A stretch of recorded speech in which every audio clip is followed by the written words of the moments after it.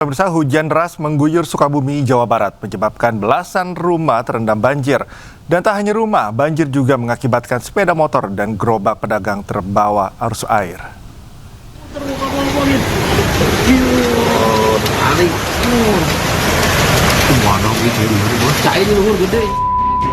Inilah detik-detik pemotor dan kendaraannya terbawa arus banjir yang terjadi di kota Sukabumi, Jawa Barat. Sejumlah warga berupaya menyelamatkan korban yang terbawa banjir.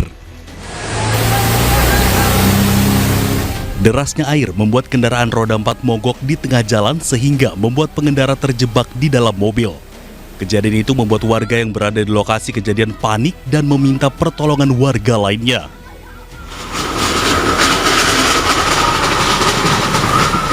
Tak hanya itu, banjir juga membuat gerobak milik pedagang ikut terbawa hanyut derasnya arus banjir. Selain itu, hujan deras membuat belasan rumah yang berada di Kelurahan Selabatu terendam banjir setinggi setengah meter. Nggak ketahan, air dari belakang saya langsung masuk. Terus dari depan juga masuk air. Airnya dari selokan atau dari mana? Selokan. Setinggi ini pernah nggak sebelumnya? Belum, baru hari ini banjir segini gitu kan. BPBD Kota Sukabumi terus memantau perkembangan banjir dan menghimbau warga untuk selalu waspada.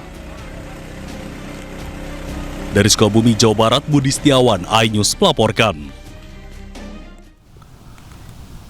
Pemirsa, akibat terputusnya akses ratusan orang di Aceh terpaksa berjalan kaki dari Biren menuju Benar Meriah dan Aceh Tengah maupun sebaliknya.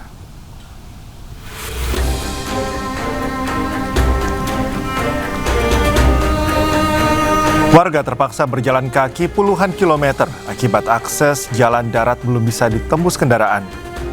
Mereka hendak mengunjungi keluarga atau mencari tahu kabar keberadaan sanak keluarga yang hilang kontak akibat terputusnya jaringan internet. Akses Biren Benar Meriah Aceh Tengah hancur dan rusak berat di kawasan Enang-Enang. Hingga saat ini akses jalan belum bisa diperbaiki.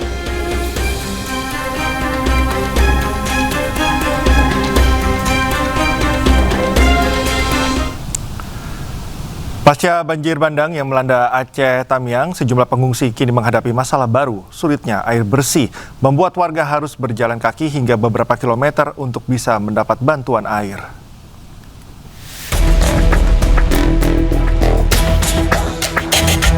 Di tengah lumpur yang belum sepenuhnya kering, pengungsi Aceh Tamiang kembali diuji. Air bersih yang menjadi kebutuhan paling dasar masih sangat sulit didapatkan. Setiap hari, warga dari berbagai posko pengungsian terpaksa berjalan kaki sejauh 3 hingga 5 km menyusuri jalan licin dan rusak untuk mendapatkan bantuan air minum. Keterbatasan logistik membuat pasokan air di posko cepat habis, sementara bantuan air bersih masih jauh dari cukup. Pemerintah daerah dan aparat TNI Polri terus berupaya mendistribusikan air, namun medan yang berat dan banyaknya titik pengungsian menjadi tantangan besar. Kondisi ini memaksa pengungsi bertahan dengan segala cara, termasuk antri berjam-jam dan memikul air mineral yang mereka dapatkan. Selain masalah air minum, warga terutama anak-anak juga terserang diare akibat kondisi yang tidak higienis. Dari Kabupaten Aceh Tamiang, Aceh, Muhammad Alfi, iNews melaporkan. Gubernur Aceh Muzakir Manaf akhirnya berhasil menerobos Kabupaten Aceh Tamiang lewat jalur darat untuk menyalurkan 30 ton bantuan sembako beserta obat-obatan. Muzakir berjanji akan memenuhi seluruh kebutuhan pokok korban bencana.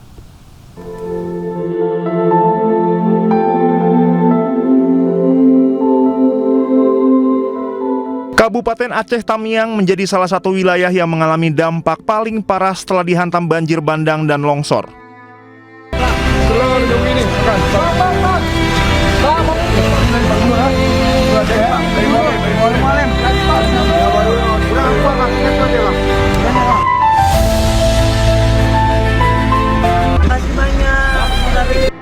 Selama 9 hari tidak ada bantuan yang datang.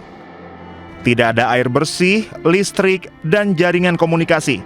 Semuanya terputus. Gubernur Aceh Muzakir Manaf atau Mualem baru bisa menerobos Kabupaten Aceh Tamiang pada Kamis dini hari untuk menyalurkan bantuan. Mualem memboyong 30 ton sembako yang berisi air minum, beras, mie instan, biskuit, telur, dan sejumlah obat-obatan. Penduduk rakyat Aceh semuanya supaya istiqamah aja dalam menghadapi cobaan ini, banjir dan longsor. Gubernur Aceh juga melontarkan teguran keras kepada para bupati dan wali kota yang dinilai menyerah dalam menghadapi bencana banjir bandang dan longsor di wilayahnya. Para pemimpin daerah tidak boleh bersikap cengeng dan harus siap bekerja maksimal untuk rakyat. Menurut Mu'alem, yang dibutuhkan masyarakat di tengah bencana adalah kehadiran dan kerja nyata pemerintah, bukan keluhan. Kabupaten Gayo Luas Aceh lumpuh total, pemirsa. 41 jembatan putus mengakibatkan akses transportasi di kabupaten berjuluk Negeri Seribu Bukit tak bisa dilewati.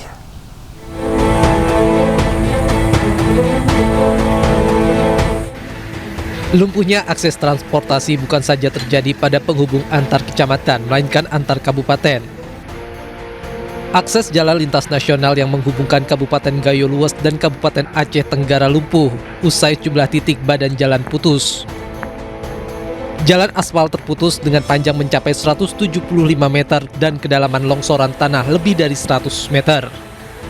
Alat berat di lokasi melakukan perbaikan, namun proses penanganan membutuhkan waktu cukup lama. Warga hanya dapat menggunakan jalur alternatif dengan kendaraan roda 2 yang melintasi kawasan pegunungan.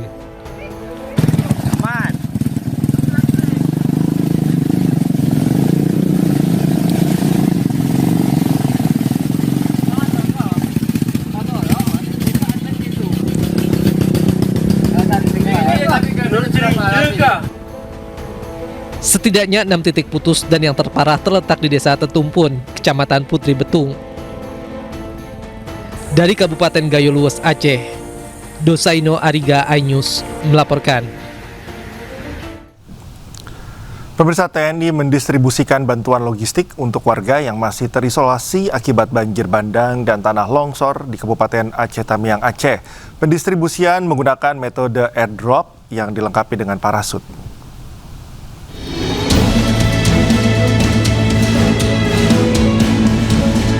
Pesawat angkut C-130J Super Hercules TNI Angkatan Udara nomor registrasi A1340 yang dipiloti Letkol Penerbang Galuh dari Skadron Udara 31 Lanut Halim Perdana Kusuma melaksanakan misi kemanusiaan berupa penerjunan 20 bundel bantuan di wilayah Kabupaten Aceh Tamiang. Penerjunan dilakukan di drop zone Lapangan Bima, Kecamatan Kuala Simpang. Pendistribusian menggunakan metode airdrop yang dilengkapi dengan parasut. Pesawat memasuki area penerjunan pada ketinggian rendah untuk memastikan 20 bundel jatuh tepat di titik sasaran. Setiap bundel berisi kebutuhan darurat seperti bahan makanan siap konsumsi, perlengkapan tanggap bencana, dan kebutuhan mendesak lainnya. Paket bantuan turun secara stabil dan aman dari ketinggian minimal sehingga menjadi metode efektif untuk menjangkau wilayah yang sulit diakses kendaraan. Dampak banjir bandang yang terjadi di Kecamatan Batang Toru, Kabupaten Tapanuli Selatan, Sumatera Utara membuat sejumlah daerah di Kabupaten Tapanuli Tengah terisolir akibat putusnya akses jalan. Korban banjir bandang di Tapanuli Tengah terpaksa berjalan kaki sejauh 20 km untuk mendapatkan bantuan logistik dari Tapanuli Selatan.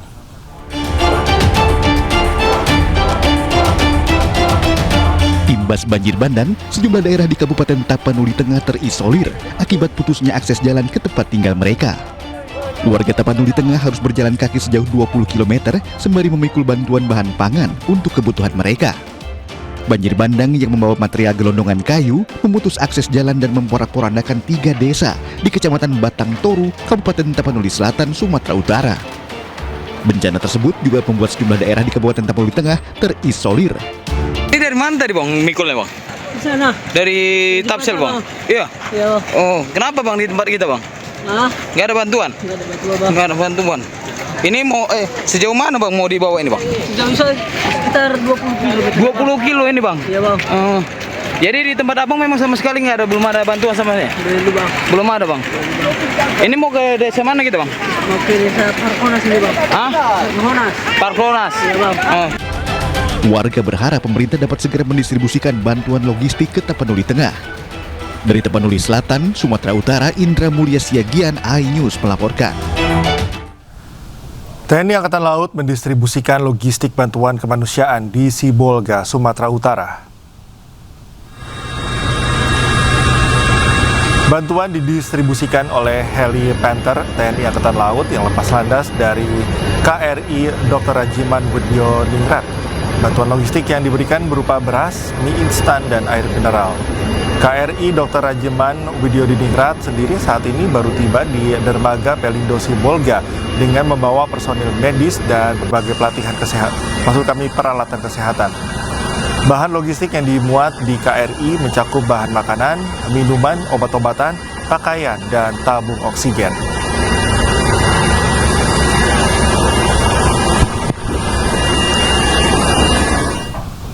Di tengah duka banjir dan tanah longsor di Sumatera, muncul kisah mengharukan asal Papua Pegunungan. Seorang bocah sekolah dasar dengan tulus mendonasikan seluruh tabungannya demi membantu korban banjir di Sumatera.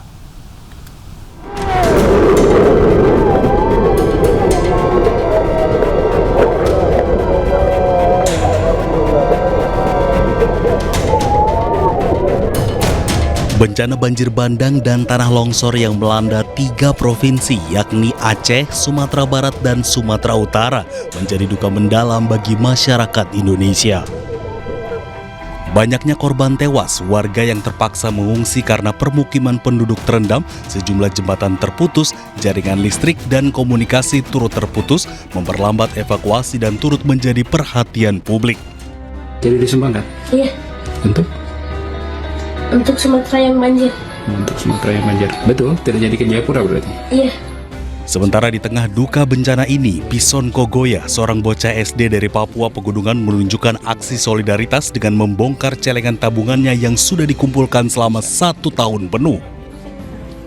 Uang yang seharusnya digunakan untuk liburan ke Jayapura dengan tulus ia donasikan untuk membantu korban bencana banjir dan tanah longsor di Sumatera. Kenapa mau kasih sumbang? Karena rumahnya tenggelam. Rumahnya tenggelam. Baru? Tidak ada baju, tidak ada makanan. Kasihan? Iya. Ya. Dalam aksi sederhana ini, Pison menunjukkan kepedulian terhadap penderitaan orang lain dan memberikan semangatnya kepada teman-teman sebayanya yang terkena dampak banjir di Sumatera. Tim Liputan iNews melaporkan. Berbagai pihak menyalurkan bantuan untuk korban bencana banjir dan longsor di Aceh, Sumatera Utara, dan Sumatera Barat. Sejumlah bantuan dikirimkan dalam bentuk uang tunai hingga makanan siap saji.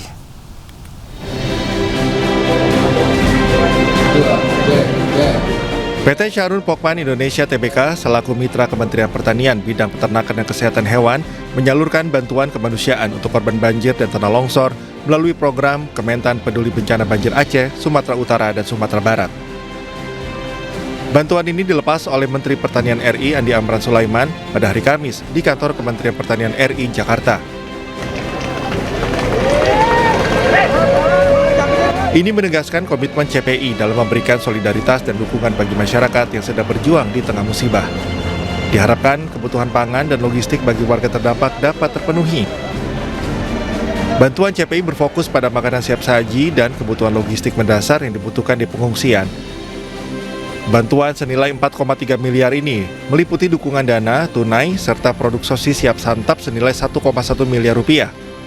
Juga termasuk bantuan air minum dalam kemasan, mie instan, dan telur ayam masing-masing senilai 100 juta rupiah untuk beberapa titik di Sumatera Utara dan Sumatera Barat.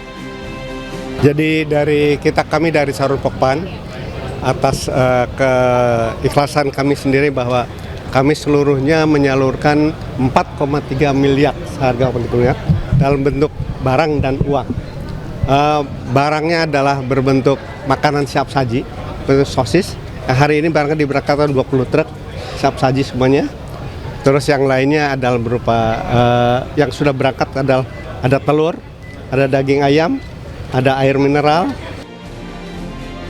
Dengan bantuan ini, PT Charun Pokpan Indonesia Tbk berupaya untuk membantu mengurangi beban para korban bencana di Aceh, Sumatera Utara, dan juga Sumatera Barat.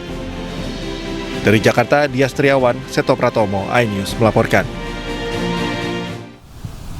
Pemirsa, bersama MNC Peduli, kita bantu korban banjir dan longsor di Aceh, Sumatera Utara, dan Sumatera Barat dengan berdonasi melalui rekening Yayasan Jalinan Kasih. Sejumlah bangunan rumah semi permanen di kawasan permukiman padat penduduk Jalan Dan Mogot, Grogol, Petamburan, Jakarta Barat, Jumat siang ludes terbakar. Diduga kebakaran dipicu akibat korsleting listrik yang bersumber dari salah satu rumah warga. Kena Pas polsek itu pas polsek dikit lagi. Kena semua itu. Kobaran api dengan cepat menghanguskan sekitar 7 bangunan rumah semi permanen di Jalan Dan Mogot, Kecamatan Grogol, Petamburan, Jakarta Barat. Banyaknya material mudah terbakar dan rumah yang berdempetan membuat api dengan cepat melahap seluruh bangunan. Warga dan petugas pemadam kebakaran berjibaku memadamkan kobaran api. Nah, untuk kebakaran ini yang terdampak 7 rumah. Ada korban jiwa dan Alhamdulillah tidak ada korban jiwa yang korban. Tidak ada korban jiwa dalam peristiwa kebakaran ini. Api berhasil dipadamkan setelah 1 jam kemudian. 13 unit mobil pemadam kebakaran Jakarta Barat berisi 65 personil diterjunkan ke lokasi. Dari Jakarta, Miftah Nurgani, iNews melaporkan. Ke informasi berikutnya, pemirsa, banjirop rendam sejumlah wilayah di Jakarta Utara dan sekitarnya, mulai dari kawasan Ancol, Muara Angke, dan juga Tanjung Priok, hingga membuat kendaraan yang melintas tersendat. 04 Desember 2025 pada ketinggian 0904 izin melaporkan komandan dari area jalur Marina. Kawasan wisata Ancol menjadi salah satu wilayah terdampak banjirop. Kawasan Ancol yang terdampak adalah kawasan Dermaga Marina. Sementara banjirop juga menggenangi Jalan RE Marta Dinata, Tanjung Priok, Jakarta Utara hingga membuat laju kendaraan terhambat. Ketinggian air yang mencapai hingga 40 cm membuat kendaraan yang melintas harus berjalan lambat. Gubernur Jakarta Pramono Anung telah mengingatkan potensi banjirop di Jakarta Utara. Puncak banjirop diprediksi hari ini. Memang sekarang ini sedang terjadi mulai dari kemarin, hari ini, dan besok tanggal 5, puncaknya adalah tanggal 5 dan setelah itu akan mengalami penurunan. Maka dengan demikian sekali lagi kami juga menyampaikan terima kasih kepada BMKG yang telah memberikan informasi yang sangat presisi, sehingga dengan demikian penanganan kami di lapangan relatif sudah berjalan. Dari kemarin saya sudah menyampaikan ini, dan termasuk kenapa kemarin kita mengadakan apa yang disebut dengan town hall meeting dengan camat dan lurah, dan kami sudah menginstruksikan tentang penanganan yang harus dilakukan di lapangan. Banjirop yang dipicu pasang air laut puncaknya berlangsung hari ini hingga diperkirakan ketinggian banjir bisa bertambah. Pemirsa, keributan antara pengemudi ojek online dengan sejumlah pengemudi ojek pangkalan terjadi di depan stasiun Duri Tambora, Jakarta Barat. 2 pengemudi ojek pangkalan melakukan pemukulan terhadap pengemudi ojek online.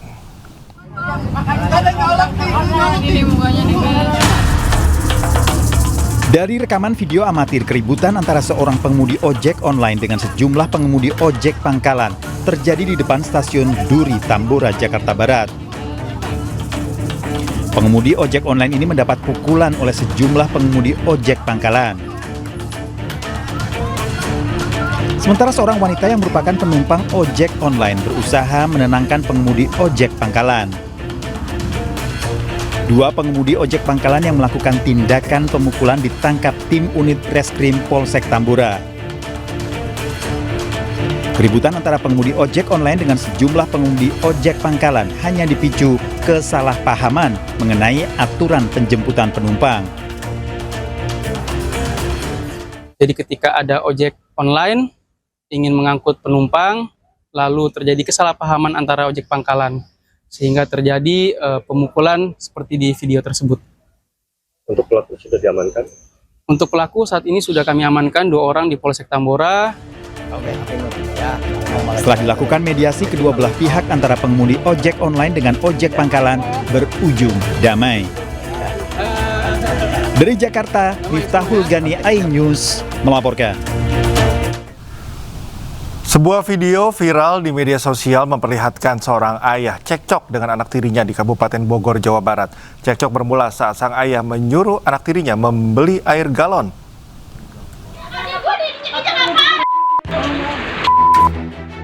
Video amatir viral memperlihatkan seorang pria anggota Linmas Desa Sukanegara terlibat cekcok dengan anak tirinya di Kecamatan Jonggol, Kabupaten Bogor, Jawa Barat. Cekcok bermula saat ayah menyampaikan pesan melalui istrinya untuk menyuruh anak tirinya membeli air galon. Namun permintaan tersebut ditanggapi oleh anak dengan kemarahan hingga si ayah memukul anak tirinya tersebut. Pemerintah Desa Sukanegara bersama aparat kepolisian memanggil kedua belah pihak untuk menyelesaikan permasalahan ini secara kekeluargaan. Bapak ini nyuruh beli galon, tapi anaknya mungkin dengan bahasa papanya itu kurang menerima, akhirnya emosi dan bapak juga terpancing emosi secara spontan. Tentunya atas kejadian ini saya mohon maaf kepada masyarakat luas bahwa kedudukan Pak Aceh ini sebagai Linmas saya salahkan, tidak bisa mencerminkan seorang Linmas, tidak bisa mengendalikan dirinya ya, dalam melakukan didikan kepada anaknya. Dari hasil mediasi, kedua pihak sepakat untuk menyelesaikan secara kekeluargaan dengan membuat surat perjanjian tidak mengulangi perbuatan serupa di kemudian hari. Pemerintah desa mengimbau warga untuk menyelesaikan segala permasalahan secara baik dan tidak berakhir pada tindakan kekerasan. Polisi meringkus pencopet yang mencuri ponsel milik guru saat senam di alun-alun kota Cilegon, Banten. Pelaku merupakan spesialis pencurian di tempat keramaian dan kerap beraksi saat ada acara yang melibatkan banyak orang.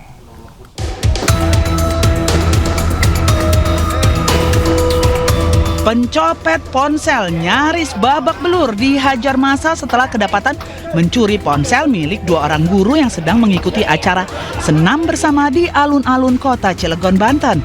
Pelaku ditangkap petugas setelah korban mencurigai gerak-gerik pelaku dan mengetahui ponselnya telah hilang.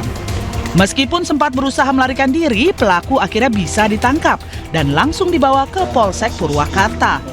Polisi menemukan barang bukti hasil pencopetan dari tas yang dibawa pelaku. Pelaku merupakan spesialis pencurian yang memanfaatkan momen keramaian atau acara yang melibatkan banyak orang. Dan langsung kita bawa ke pos security. Di dalam pos security kita periksa, di dalam tas kedapatan betul handphone yang disampaikan sama korban yang bilang kecopetan. Di situ diamankan ada 3 handphone. Satu milik pelaku, satu korban yang saat itu melapor, dan satu lagi ada saksi yang memang jadi korban pada saat itu. Atas perbuatannya, pelaku dijerat pasal 362 KUHP dan terancam hukuman 5 tahun penjara. Beralih ke informasi lain, pemirsa, erupsi sekunder kembali terjadi di Gunung Semeru, Lumajang, Jawa Timur. Akibatnya banjir lahar dingin terjadi hingga mengganggu aktivitas warga. Ini Pak Kalilanang tambah merajalela.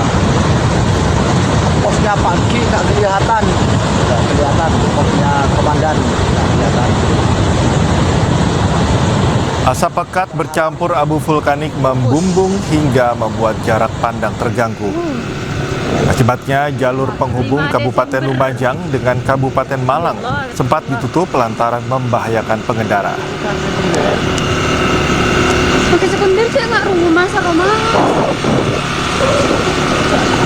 Salah satu pengendara yang nekat melintas panik dan berusaha menjauh dari puncak erupsi. Selain berdampak pada jalur Lumajang-Malang, 2 rumah yang berada di tepi jalur aliran lahar juga rusak tersapu material banjir. Ini Pak Kalilanang tambah merajalela. Posnya pagi nggak kelihatan. Warga dusun Sumber Langsep, Lumajang panik saat lava panas akibat erupsi Gunung Semeru memasuki permukiman mereka.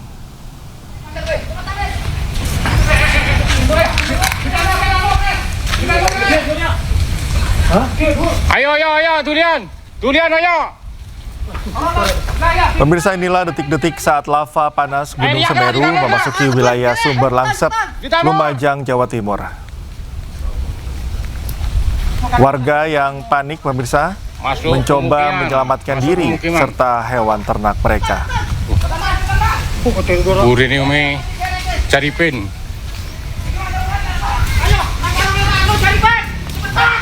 Ayo saya.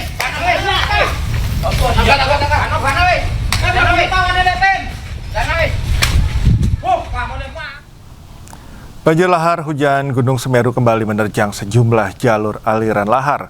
Akibatnya jalur Lumajang Malang melalui jembatan Geladak Perak sempat ditutup lantaran dipenuhi abu vulkanik hasil letusan sekunder. Letusan sekunder.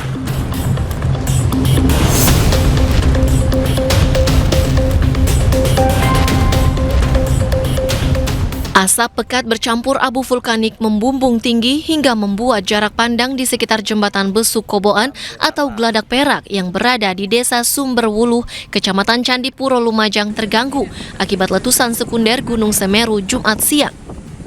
Akibatnya jalur penghubung Kabupaten Lumajang dengan Kabupaten Malang sempat ditutup lantaran membahayakan pengendara. Kandani wong. Bahaya iku panas. Mau evakuasi mobil. Ayo cepat teko anu. Salah satu pengendara yang nekat melintas akhirnya menabrak bahu jembatan lantaran jarak pandang tertutup abu vulkanik. 1, 2, 3.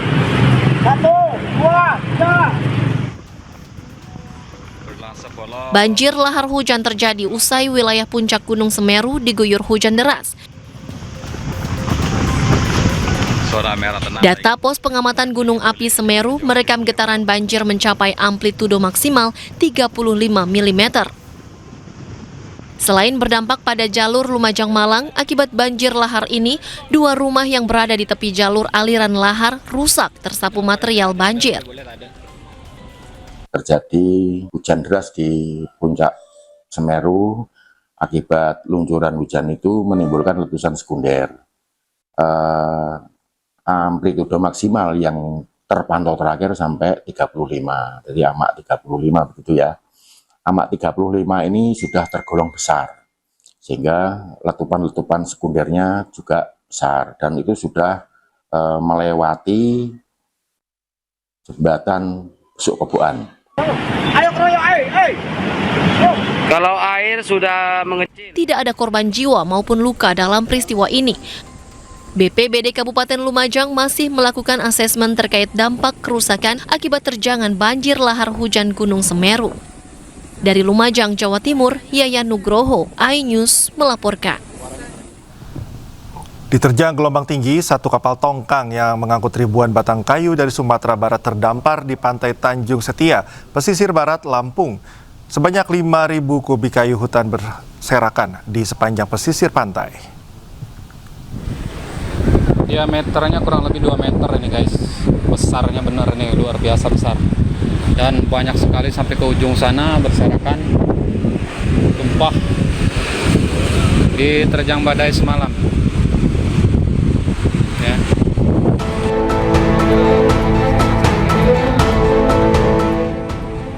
Satu kapal tongkang kandas di perairan Tanjung Setia, pesisir barat Lampung, usai diterjang ombak tinggi dan angin kencang.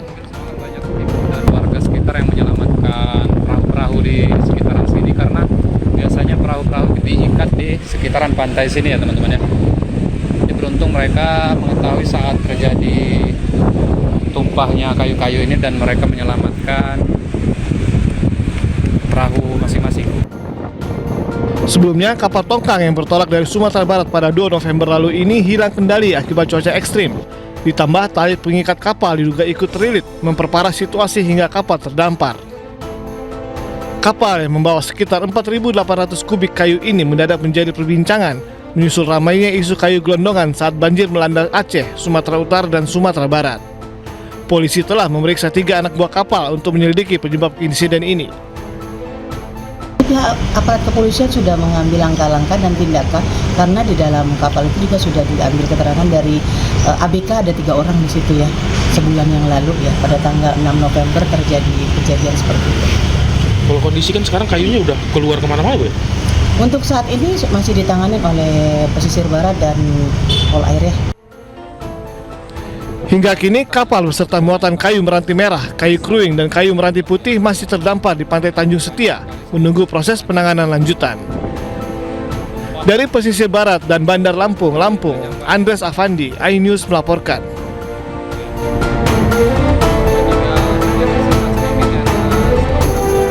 Presiden KSPSI Andi Gani Nenawea menutup Rapimnas 3 hari di Jakarta Selatan.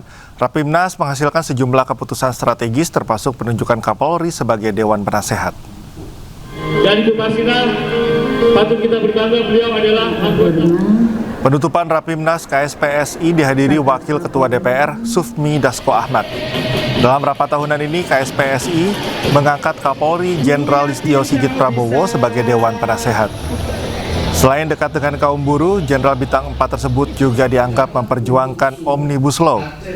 Rapimnas juga meminta pemerintah segera mengeluarkan formula upah minimum dan mendorong kenaikan 6,5 hingga 7%. Nah, yang ketiga diangkat terhadap buruh pasti. Banyak pertanyaan, kok tiba-tiba Kapolri diangkat? Sebetulnya persahabatan saya dengan Pak Kapolri sudah sangat panjang sebelum beliau jadi jenderal. Dan perhatian beliau terhadap pasal buruh itu memang sangat luar biasa, bukan hanya pada saat Kapolri. Ada beberapa langkah strategis beliau untuk membantu buruh yang tidak dapat saya ceritakan. Saya ambil contohnya Omnibus Law. Sosok pentingnya adalah Pak Kapolri, membantu perjuangan buruh. Menyongsong Indonesia Emas 2045, Kota Surabaya menjadi tuan rumah Regional Leader Forum atau RLF 2025. Ajang ini menjadi platform mempersiapkan pemimpin muda Asia dalam menjawab tantangan global.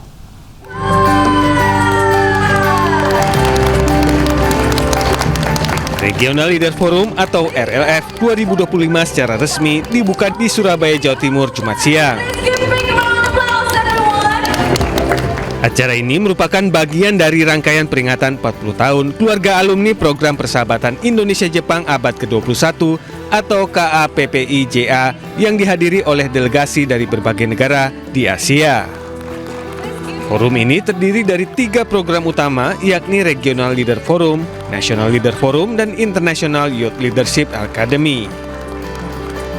Dulu Presiden Soekarno sudah menyampaikan itu, menawarkan Pancasila sebagai jalan ketiga yang menengahi antara blok barat sama blok timur.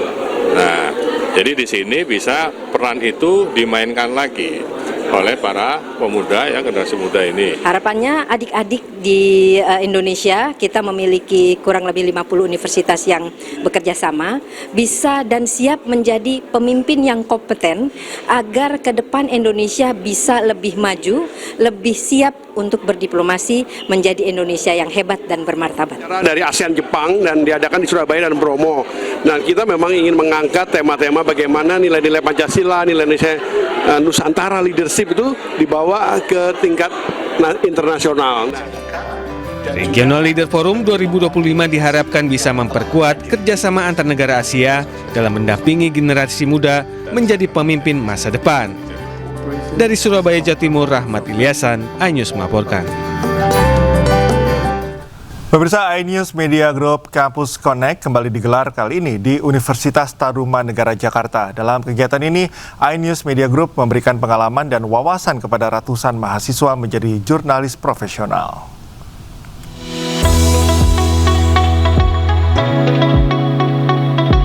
iNews Media Group Campus Connect 2025 kembali digelar. Kali ini Campus Connect digelar di Universitas Tarumanegara Jakarta. Campus Connect 2025 kali ini mengusung tema Connecting Ideas, Inspiring Future. Acara yang ditujukan untuk membuka ruang kolaborasi, memperluas wawasan, dan memberi insight baru bagi mahasiswa mendapat dukungan dari Kementerian Ekonomi Kreatif. Kegiatan Campus Connect sangat bermanfaat untuk menjaring talenta-talenta muda yang tertarik masuk dalam dunia jurnalistik dan media. Kegiatan ini memberikan hasanah kepada generasi muda mengenai pentingnya bagi seorang reporter dalam menyampaikan informasi sesuai fakta yang ada dengan memanfaatkan teknologi saat ini. iNews Media Group memberikan kesempatan bagi para mahasiswa yang ingin menjadi seorang reporter melalui booth iReporter. iReporter merupakan ajang pencarian bakat-bakat anak muda untuk menjadi seorang jurnalis yang profesional. Kegiatan ini menurut kami memang kegiatan yang sangat bermanfaat ya, terutama untuk menjaring talenta-talenta, khususnya mereka yang mempunyai kemampuan di bidang reporter, melaporkan sesuatu, mereka yang punya ketertarikan di industri media digital terbarukan. Lebih dari 100 mahasiswa telah berpartisipasi dalam iReporter dengan menunjukkan kemampuan terbaik mereka untuk menjadi seorang reporter. Diharapkan dengan adanya kegiatan Kampus Connect ini, anak-anak muda lebih bijak dalam memanfaatkan teknologi dan tidak terpapar berita hoax. Dari Jakarta, Kevin Pakan, Sutrisno, iNews melaporkan. Presiden Prabowo Subianto melepas kontingen Indonesia yang bakal berlaga di SEA Games 2025 Thailand. Diperkuat 1021 atlet dan ofisial, Merah Putih membidik 80 keping emas dan menembus 3 besar.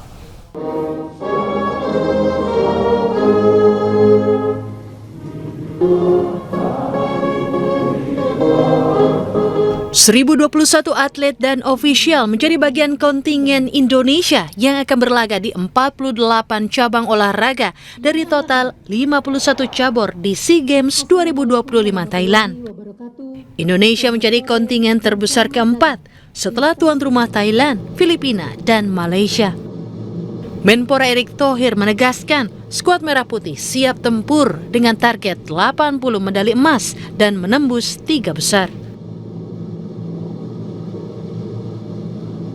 21 cabur diproyeksikan menjadi lumbung medali sekaligus menuju Olimpiade 2028. Sementara Presiden Prabowo Subianto meminta para atlet berjuang sepenuh hati menjaga disiplin dan kepercayaan diri. Presiden menjanjikan kenaikan bonus bagi peraih emas dari 500 juta menjadi 1 miliar rupiah. Menpora bagaimana yang dapat medali emas akan kita kasih insentif. Anggaran 500. Ya, bisa dinaikkan jadi 1 miliar gitu. Bisa.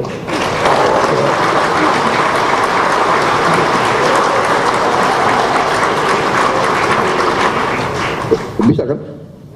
Mensesnek bisa? Ya. Alhamdulillah. Jadi saya yakin saudara bertanding tidak semata-mata karena uang.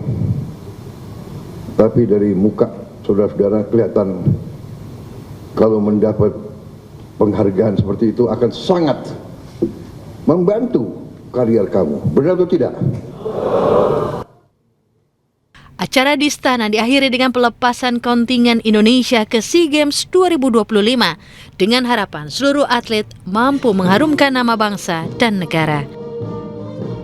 Dari Jakarta, Camar Hainda dan Damar Wicaksono, iNews melaporkan. Timnas bola voli indoor putra Indonesia merampungkan persiapan akhir sebelum berangkat ke SEA Games 2025 Thailand. Ketahanan fisik dan mental menjadi prioritas selama training center di Hainan, Tiongkok.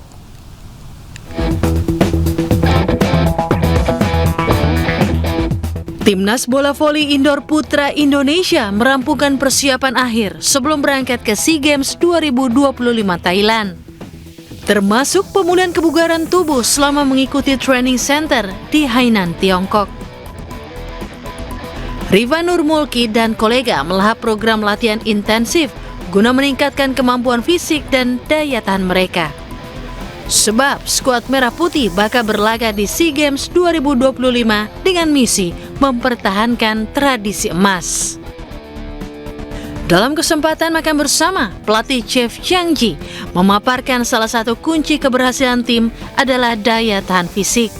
Menghadapi tim tangguh, terutama Filipina dan Thailand, ketahanan fisik dan mental menjadi kunci. Sebab pertandingan diperkirakan bakal berdurasi lama dan pemenang ditentukan hingga 5 set.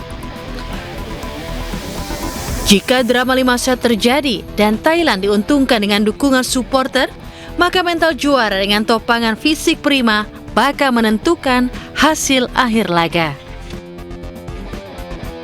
Di SEA Games 2025, tim voli indoor putra berada di grup B bersama Filipina dan Myanmar. Laga perdana, Indonesia jumpa Myanmar pada 15 Desember.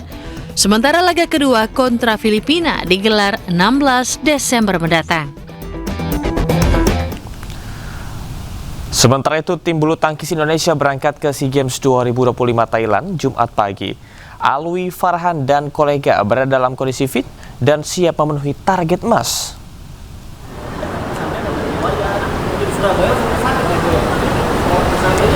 Tim bulu tangkis Indonesia diperkuat 10 pemain putra dan 10 pemain putri. Mereka bertolak ke Thailand melalui Bandara Internasional Soekarno-Hatta, Tangerang, Banten. Kabid Pembinaan dan Prestasi PBSI Eng Hian mengatakan seluruh pemain dalam kondisi siap tempur. Meski terbilang mepet dengan jadwal tanding, Eng Hian memastikan skuad merah putih digembleng dengan pembekalan lengkap, baik fisik, teknik, dan mental. Di SEA Games 2025, Indonesia menargetkan 2 emas dari nomor pergu putra dan tunggal putri. Cabang bulu tangkis digelar mulai 6 Desember untuk beregu serta mulai 11 Desember untuk perseorangan.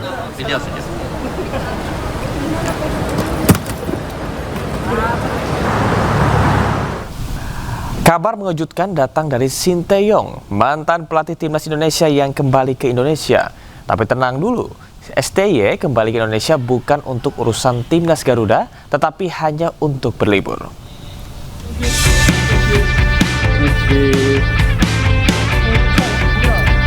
Mantan pelatih timnas Indonesia Sinteyong Kamis dini hari kembali ke Indonesia melalui Bandara Internasional Soekarno-Hatta. Mantan pelatih timnas ini mengaku kedatangannya ke Indonesia bukan untuk urusan timnas, tapi hanya untuk berlibur dan bertemu dengan rekan-rekannya yang ada di Indonesia. Meski begitu, kedatangannya ke Indonesia masih menjadi pertanyaan karena di saat bersamaan saat ini PSSI tengah mencari sosok pelatih pengganti Patty Kluivert. Halo, apa kabar? Sehat. Coach, kedatangannya ke Indonesia lagi, apakah emang ada bisnis atau memang panggilan dengan PSSI? Belum. Artinya bisnis sendiri ini? Holiday. Oh, holiday. Meski tak banyak informasi yang diberikan, namun rencananya Sinteyong akan berada di Jakarta hingga 14 Desember mendatang. Dari Tangerang, Banten, Hasnugara, iNews melaporkan. Asupan air minum menjadi bagian penting dalam perjalanan timnas Indonesia. Faktor hidrasi memiliki peran vital dalam perjalanan skuad Garuda.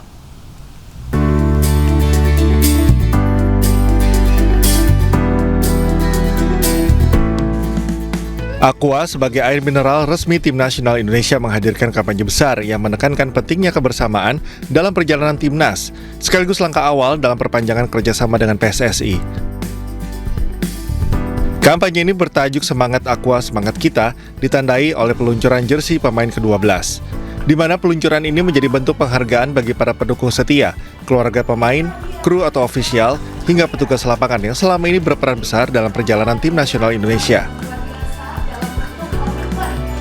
Pada kampanye ini, Aqua juga berkolaborasi dengan seniman Indonesia Benhard Suryaningrat atau Hard 13 yang menghadirkan karya digital art yang merepresentasikan perjuangan timnas dan dukungan masyarakat.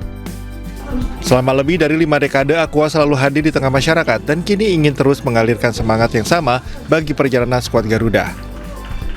Dan tentunya semangat ini karena semangat visinya sama antara Aqua dan PSSI, yaitu menebarkan kebaikan, menebarkan kebersamaan, membangkitkan semangat, mengalirkan dari seluruh penjuru negeri dengan Aqua dan PSSI untuk bisa mengobarkan semangat perjuangan teman-teman Garuda di timnas di segala usia. Bersama-sama kami mau memastikan bahwa aliran semangat itu nggak putus. Gitu. Aqua ini sama kami betul baru setahun setengah, tapi setahun setengah ini katanya mereka udah ikut kami tuh, wah udah siang malam, kalah menang, bahkan mungkin terakhir juga tahu ya, Danone Aqua juga mensupport timnas futsal kami. Sebagai bagian dari komitmen menghadirkan hidrasi sehat, Aqua memastikan seluruh produknya berasal dari 19 sumber air pegunungan yang terlindungi melalui proses ilmiah ketat dan pengujian ratusan parameter kualitas untuk menjaga kemurnian mineral alaminya. Dari Jakarta, Stephen Padinama, iNews melaporkan.